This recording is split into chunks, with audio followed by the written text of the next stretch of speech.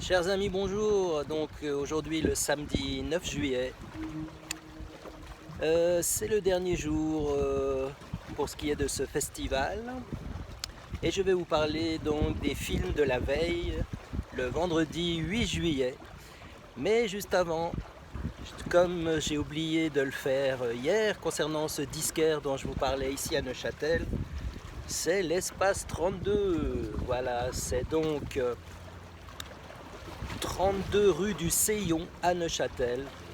Très sympathique disquaire avec de la musique de film et des occasions à 5 francs, même moins cher, et des disques plus chers. Enfin, il y a un grand choix de 45 tours aussi, beaucoup de vinyles.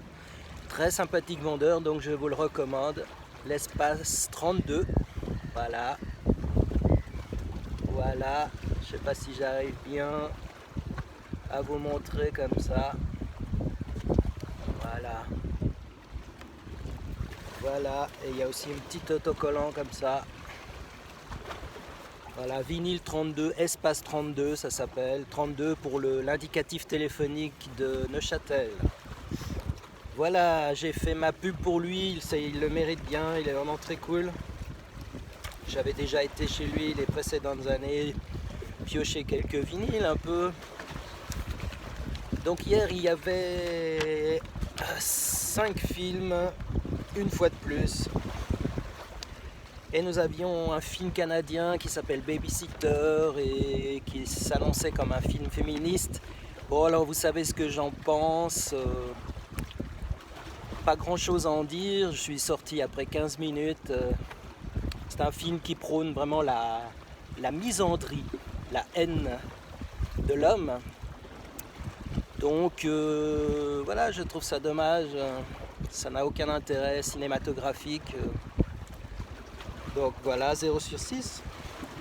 Ensuite, il y avait un film dual, un film qui nage entre gémellité et clonage, concernant une femme qui pense être atteinte d'une maladie incurable et qui va donc se faire cloner, et puis ensuite elle va être en affrontement avec son clone. Et c'est un espèce de... Il y a des touches aussi du Prix du danger avec Gérard Lanvin, ou Running Man avec Schwarzenegger, qui était donc le remake du Prix du danger. Il y a un peu cet aspect-là, et il y a un aspect comme ça, un clonage. Donc la jeune fille doit ensuite... elle apprend que finalement elle ne va pas mourir, parce que c'était une erreur de diagnostic. Donc là, le scénario commence à être un peu bancal. Puis surtout, elle doit donc éliminer son clone. Et son clone, s'il veut survivre, doit l'éliminer elle. En même temps, donc elle doit s'entraîner pendant 1 an. Donc on voit tout l'entraînement pendant longtemps dans le film. Donc là, c'est quand même assez ennuyeux. Finalement, il y a toute une interrogation sur le fait qu'il y a des jumeaux qui existent. Voilà, donc qu'elles pourraient très bien vivre toutes les deux. En parfaite harmonie, et puis bon, ça finit que l'une empoisonne l'autre, le clone arrive à empoisonner l'original. Mais voilà, c'est un film bancal, ennuyeux, pas terrible quoi, dual ça s'appelle. 1 sur 6 j'ai mis. Je mets des notes comme à l'école, voilà, bah écoutez, hein, moi on m'a mis des notes à l'école primaire sur 6, hein, et aussi au cycle, hein, donc bon. Bref. Ensuite, il y avait un film thaï, Leio, Leio, une histoire de lézard assez marrant. Alors au départ, en général, petite digression, je ne regarde pas les bandes annonces, le marketing du NIF me suffit. D'ailleurs, je voulais mettre l'image du NIF pour mes petites vidéos sur le NIF, mais là, avec le téléphone seulement, c'est plus compliqué. Donc, l'application YouTube ne permet pas, comme je vous le disais aussi dans une précédente vidéo, toutes les facilités d'un ordinateur. Voilà le NIF 2022. Donc, qu'est-ce que je disais? Du coup, j'ai perdu le fil là. Alors Leio, oui, pour une fois, alors oui, donc les bandes annonces, je ne les regarde pas. En général, je me fie au marketing du NIF, qui est évidemment très souvent trompeur, mais bon, c'est le jeu, on va dire, de ce genre de festival. Sauf si j'ai une hésitation, là je regarde la bande-annonce. Et j'avais regardé la bande-annonce de ce Léo, ce film thaï, et j'avais un peu peur que ça ressemble à Trémor, vous savez, ces espèces de taupes, où il y a eu au moins 3 ou 4 films, ou peut-être plus même. Le premier était pas mal avec Kevin Bacon, un acteur qu'on retrouve dans Le Premier Vendredi 13, dans L'Homme Invisible et dans des tas d'autres films. Et donc, en voyant la bande-annonce, je me suis dit, bon. Et finalement, le film est pas mal. Il y a un scénario, il y a un début, un milieu, une fin. Donc, des gens qui cherchent de l'eau dans des terres un peu arides en Thaïlande, dans une région un peu aride de Thaïlande. Et ils vont être confrontés à un immense lézard, un peu teigneux. Et donc, ouais, c'était pas mal. Pour un film asiatique hors Japon et hors Corée du Sud, c'était vraiment pas mal du tout. C'était pas mal. Alors j'ai mis 4 sur 6.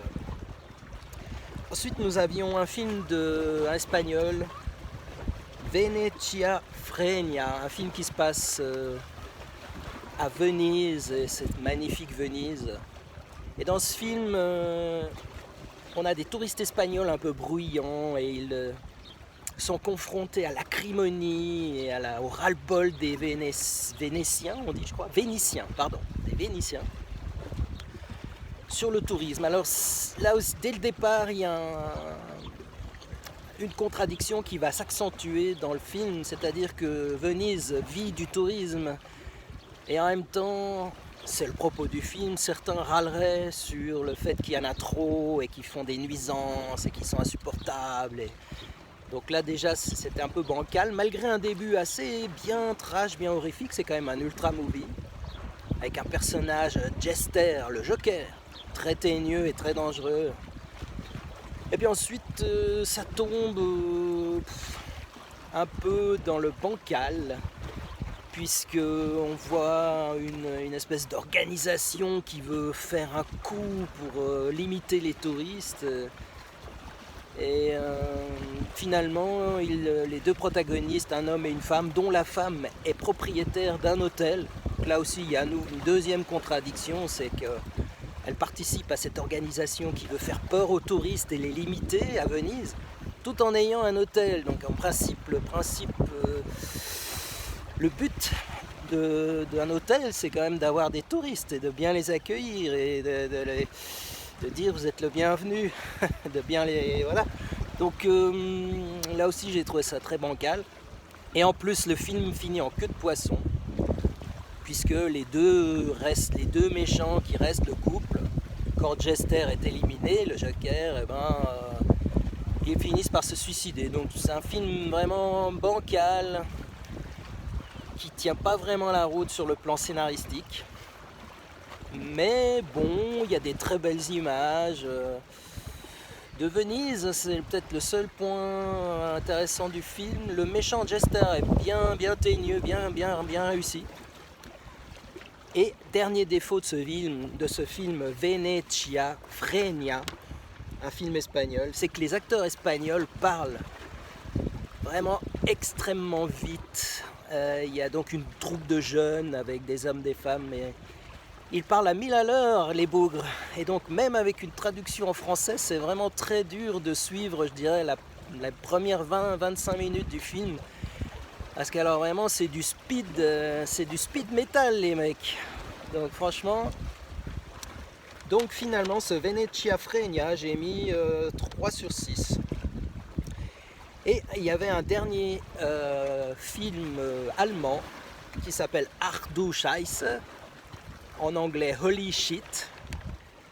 L'histoire d'un architecte qui est bloqué dans un WC, ces WC publics qui sont chimiques, vous savez, ces espèces de cubes en plastique de diverses couleurs, avec c'est ce qu'on appelle des WC chimiques. Donc il est coincé là-dedans avec une sorte de pylône planté dans son bras, donc il va d'abord s'interroger, essayer de se rappeler pourquoi il est là et comment ça se fait. Puis finalement, c'est une histoire d'arnaque, disons, de magouille immobilière avec son ancien camarade d'affaires qui l'a fait basculer dans ses WC chimiques et ça bascule dans un espèce de fossé. Donc le gars est blessé comme ça. Et donc cet homme d'affaires veut exploiter un lieu pour un business immobilier contre un avis sur une organisation qui protège les oiseaux, en fait une sorte de chouette, très charmante d'ailleurs, très chou, ce volatile dans le film. Et donc ce bonhomme coincé dans son WC chimique va lutter pour essayer de rétablir la justice, en tout cas la sienne. Et il y a donc un affrontement comme ça entre les deux, il y a quelques péripéties. Alors le film est pas mal, il est drôle, il y a plein de trouvailles scénaristiques, c'est vraiment bien. Les acteurs sont cool, le méchant est très bon en méchant, et l'acteur victime, l'architecte est très bon aussi. Des bonnes trouvailles. Le défaut du film, c'est peut-être que le gars doit vraiment surmonter mille obstacles avant d'arriver à ses fins. Là, c'est peut-être le défaut du film, c'est peut-être un petit peu exagéré. Mais bon, alors aussi, c'est un ultra movie. Vous allez me dire, il faut être clément avec les ultra movies. Bon, voilà, c'était pas mal. Arch du Scheiße, j'ai mis 4 sur 6. Voilà, les amis. Alors, c'est bon pour aujourd'hui. Il reste donc ce samedi 5 derniers films, enfin 4 derniers films avec des shorts. À 13h30, je vais voir si j'arrive à y aller.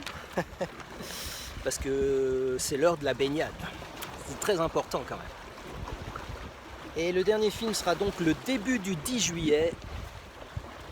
Et je vous ferai un compte rendu de ces derniers films dès que possible, peut-être dans ma piole cette nuit si je suis pas trop crevé, sinon un peu après. Voilà, merci beaucoup.